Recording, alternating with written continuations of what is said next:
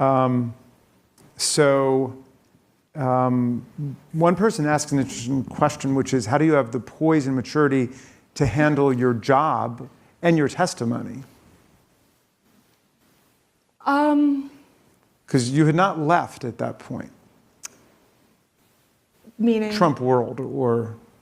During the testimony? Well, during the testimony, I was pretty much cut off. Oh, you were, so... But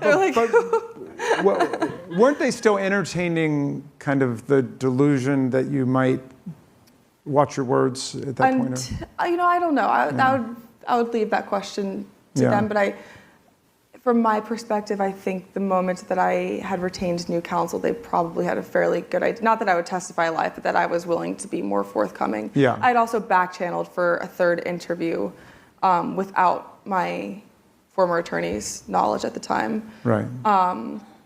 With one of my good friends, Alyssa Farrah Griffin, who had been outspoken about January 6th from January 7th forward.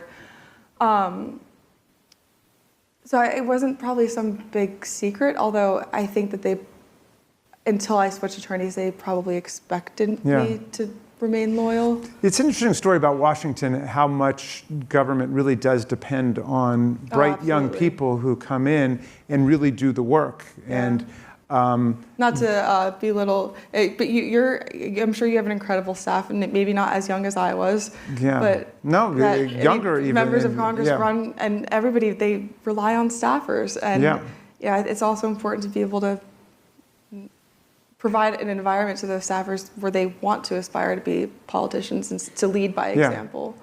But I mean, it's an incredible object lesson in how it was you, in that case, it was the young staffers who were the ones who were insisting upon a loyalty to the truth and ethical principle. And we might never have known the truth were it not for you and other people in a similar situation, because the jadedness, as you put it, and the conspiracy of lies was so fierce at the top levels and continues to this day. And there's still people who believe the big lie, although it's been completely debunked. Right, just in case. And I think that there are people who still believe the big lie, and those minds will never change. I think with me coming forward, that was something that I had to accept. Like there are immovable people, but there are people who either might believe what he's saying, or they might believe that Donald Trump is better than Joe Biden. So with the platform I have now, all I ask is for people to listen to me and to listen to people like me.